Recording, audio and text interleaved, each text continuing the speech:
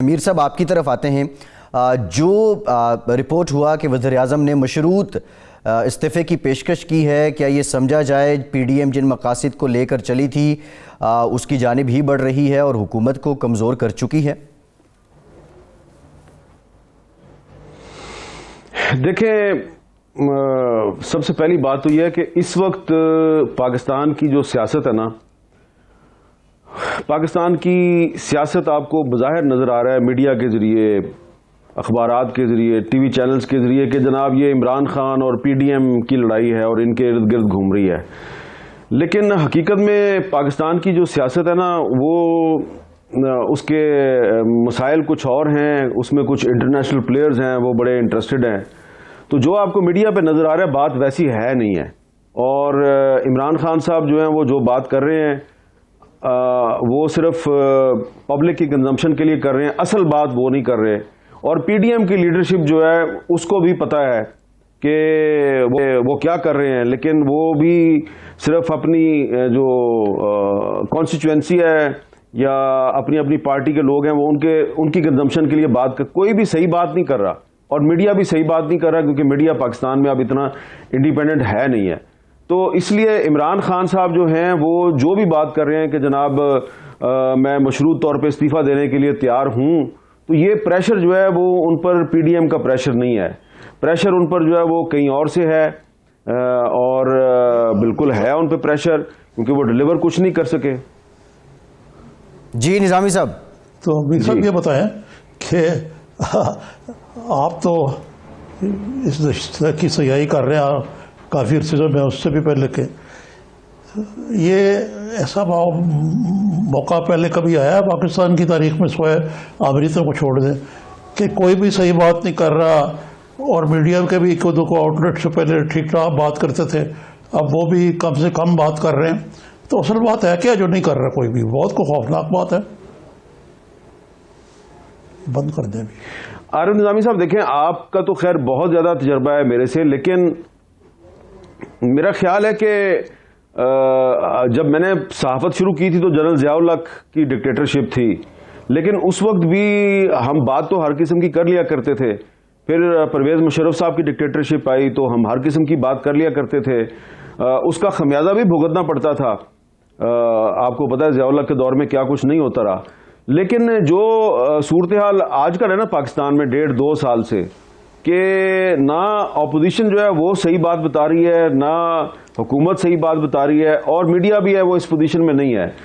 اب اس وقت صورتحال یہ ہے کہ مثلا جو مجھے پتا ہے، میں اگر وہ آپ کے ٹی وی چینل پہ بیان کر دوں تو کل کو جو متاثرین ہیں اس پروگرام سے، جو لوگ متاثر ہوں گے، وہ کہیں گے اس کا ثبوت لے کے آؤ. کیا ثبوت ہے آپ کے پاس؟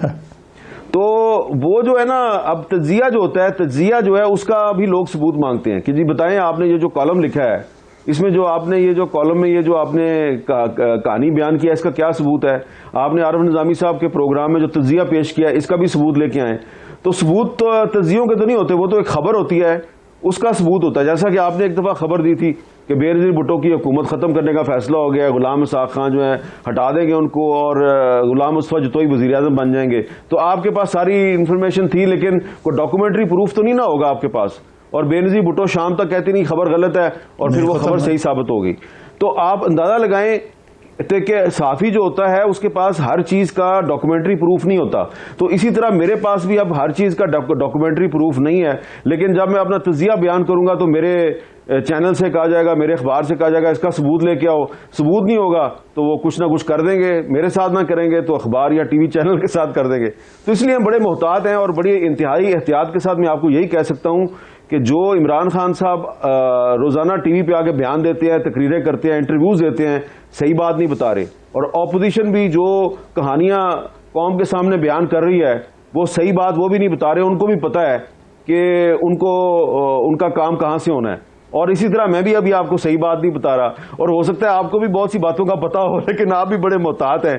تو یہ احتیاط کا زمانہ ہے، احتیاط کا تھوڑا سا زمانہ ہے، اس کو تھوڑا سا گزار لیں، اس کے بعد میرا خیال ہے پھر ہم کھل کے بات کر سکیں گے.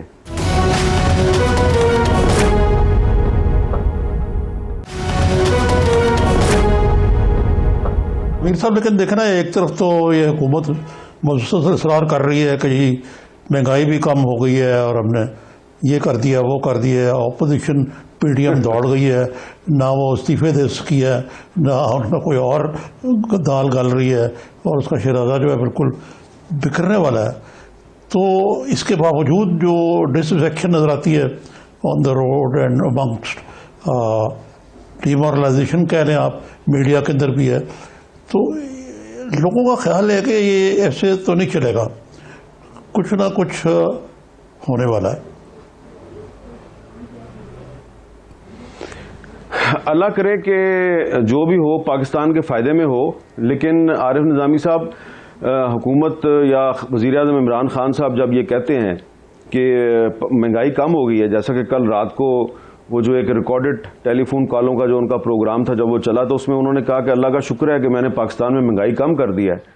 तो ये उन्होंने कल रात को बात की थी। अब आपको पता है कि पार्लियामेंट हाउस के सामने है मेरा दफ्तर, तो यहाँ पर पीछे डी चौक है और यहाँ पे सारा दिन कोई ना कोई जलसा जुलूस हो रहा होता है। तो आज सारा दिन मैं जो यहाँ बैठ के नारे सुनता रहा हूँ सरकारी मुलाजमों के, तो वो महंगाई पे का रोना रो रहे थे। वो कह रहे थे जी जितनी महंगाई होगी है उतनी हमारी तनख्वाह में इजाफा नहीं हो रहा। और उन्होंने आज अनाउंस किया कि हम 10 फरवरी से ये पार्लियामेंट हाउस के सामने धरना देंगे। तो अपोजिशन पीछे रह गई है, सरकारी मुलाजमीन आगे निकल गए हैं, उनके साथ टीचर्स भी शामिल हो जाएंगे, उनके साथ हेल्थ वर्कर्स भी शामिल हो जाएंगे। तो अपोजिशन तो पता नहीं कब धरने का फैसला करेगी, लेकिन आप देखेंगे कि 10 फरवरी से यहाँ इस्लामाबाद में पार्लियामेंट हाउस के सामने एक धरना शुरू हो जाएगा, और वो अपोजिशन का धरना नहीं होगा, वो मुतासरीन महंगाई का धरना होगा। तो ये सूरत हाल है। इसमें जब इमरान खान साहब जो हैं उनसे कुछ अहम लोग जो हैं वो हफ्ते में 2-2 बार, महीने में 3-3, 4-4 बार जाके उनसे मुलाकात करते हैं, तो उनका मेन एजेंडा यही होता है कि सर ये महंगाई जो है ये काबू से बाहर हो गई है, आवाम के मसाइल बहुत ज़्यादा हैं, जो तनख्वाहदार तबका है वो कुचला जा चुका है, कुछ करें कुछ करें। वो हर मरतबा कहते हैं हाँ जी कुछ करेंगे, लेकिन कुछ नहीं होता। तो इसलिए मैं समझता हूँ कि अब सेनेट का इलेक्शन भी आ रहा है, और सेनेट के इलेक्शन के हवाले से इमरान खान साहब ने शोर मचाना शुरू कर दिया है कि जनाब इसमें हार्स ट्रेडिंग होने वाली है, ये होने वाला है, वो होने, यानी वो खुद हुकूमत में है और उनको पता नहीं किससे खतरा है कि उनके वोट टूट जाएंगे। तो एक अनजाना खौफ है। बज़ाहिर वो ये समझते हैं कि PDM उनका कुछ नहीं बिगाड़ सकी। बहुत से लोग कहते हैं एक थी PDM, और वज़ीर हज़रात कहते हैं PDM के गुब्बारे से हवा निकल चुकी है। तो ये अब उनको बताना चाहिए कि अगर PDM के गुब्बारे से हवा निकल चुकी है तो वो कौन सी ताकत है जिससे आप इतने खौफजदा हैं कि आप सेनेट के इलेक्शन से पहले आप आर्टिकल 186 के तहत सुप्रीम कोर्ट में चले गए कि जनाब सीक्रेट बैलेट नहीं होना चाहिए, ओपन बैलेट होना चाहिए। और वज़ीर आज़म साहब खुद जो है वो शोर मचा रहे हैं कि लुट गए, बर्बाद हो गए, हमारे वोट जो हैं वो खरीदे जाने का खदशा है, हॉर्स ट्रेडिंग शुरू हो गई है। पता नहीं किससे खौफजदा हैं। जी तो उनको बताना चाहिए वो किससे खौफजदा हैं। अच्छा मीर साहब, ये सुप्रीम कोर्ट में जाने से पहले वाले इवेंट को अगर छोड़, जी निज़ामी साहब। हाँ जी मीर साहब, ये मैं एक इससे ही मुतल्लिका चीज़ है, एकदम पीपल्स पार्टी ने थोड़ा सा पैंतरा बदला और उन्होंने नो कॉन्फिडेंस की बात शुरू कर दी। बल्कि यह भी दावा किया गया बिलावल साहब ने कि 25 PPP के अरकान कौमी असम्बली से वो इन टच हैं। पहले तो मरियम और बाकी जो चीता चीता रहनुमा हैं PMLN ने उसकी मुखालफत की है, नो कॉन्फिडेंस वोट की। अब उन्होंने कहना शुरू कर दिया कि इस पर बातचीत हो सकती है। तो ये एक तो ये बताएं कि ये जो नो कॉन्फिडेंस का शोशा कहाँ से है। इसके साथ साथ ही जो कुछ तजिया नगार हैं वो दावा करते हैं कि पीपल्स पार्टी जो है उसके लिए कोई इस्टेब्लिशमेंट के चंद हिस्सों में कम अज़ कम पहले के मुकाबले में एक सॉफ्ट कॉर्नर मुरतब हो गया या बन गया। क्योंकि ज़ाहिर है उसमें ये बात तो है ना कि अब जो PMLN की जो लीडरशिप है वो तो बड़ी औकश है। मियाँ नवाज शरीफ जो उनकी बेटी शहबाज शरीफ को उन्होंने फुटे लाइन कहा दिया वो। तो इस सारे सूरत में आप देखते हैं कोई नो कॉन्फिडेंस का कोई मामला आगे चढ़ सकता है। ये भी ऐसी एक और बोगी है। आरिफ निज़ामी साहब, ये आपने बड़ा ही एक अहम सवाल किया है, लेकिन अगर आप हक़ाइक़ को सामने रखें तो नो कॉन्फिडेंस की बात जो है वो बुनियादी तौर पे मुस्लिम लीग नून को करनी चाहिए, क्योंकि वो अपोजिशन की सबसे बड़ी पार्टी है। पीपल्स पार्टी जो है वो दूसरे नंबर की बड़ी पार्टी है अपोजिशन की। تو اب صورتحال یہ ہے کہ پیپلز پارٹی نو کانفیڈنس کی بات کر رہی ہے. تو پیپلز پارٹی تو چھوٹی پارٹی ہے, مسلم لیگ نون بڑی پارٹی ہے, تو بڑی پارٹی کیوں نہیں بات کر رہی ہے اور چھوٹی پارٹی کیوں کر رہی ہے؟ تو ہو سکتا ہے کہ چھوٹی پارٹی جو ہے پیپلز پارٹی, اس کو کہیں سے کوئی یقین دہانی کروائی گئی ہے کہ یہ آپ دھرنا ورنا نہ دیں, آپ اسلام آباد میں وہ حالات پیدا نہ کریں جو بھارت میں کسانوں نے نئی دلی میں پیدا کر دیے ہیں ریپبلک ڈے پہ. آپ نو کانفیڈنس کی طرف جائیں, پرامن طریقے سے, آئینی طریقہ ہے, آپ اس طریقے سے کرنے کی کوشش کریں.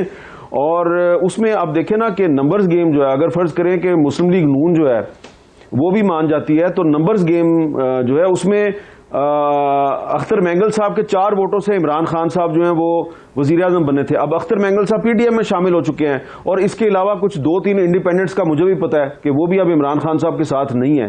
اسی لیے عمران خان صاحب جو ہیں انہوں نے 2 دن پہلے اپنے وزراء کی ایک ٹیم بھیجی ہے پرویز لائی صاحب کے پاس, اور انہوں نے جا کے پرویز لائی صاحب سے جا کے باقاعدہ ان کے سامنے سرنڈر کر دیا, اور مسلم لیگ کاف جو ہے اس نے منوا لیا کہ جناب آپ کامل علی آغا صاحب کو سینٹ کے الیکشن میں آپ سپورٹ کریں گے. تو یہ بہت بڑی کامیابی ہے پرویز لائی صاحب کی, اور یہ کامیابی جو ہے اس کا کریڈٹ جاتا ہے آصف زرداری صاحب کو. اور آصف زرداری صاحب اور پرویز لائی صاحب جو ہیں یہ آپس میں مسلسل رابطے میں ہیں, اور آصف زرداری صاحب کا خیال ہے کہ ہمیں تبدیلی کا آغاز کرنا چاہیے پنجاب سے اور بلوچستان سے, اور ان دونوں صوبوں میں ہم نو کانفیڈنس لے کے آئیں اور پھر ہم مرکز میں لے کے آئیں تو عمران خان صاحب کو ہم آسانی سے ہٹا سکتے ہیں.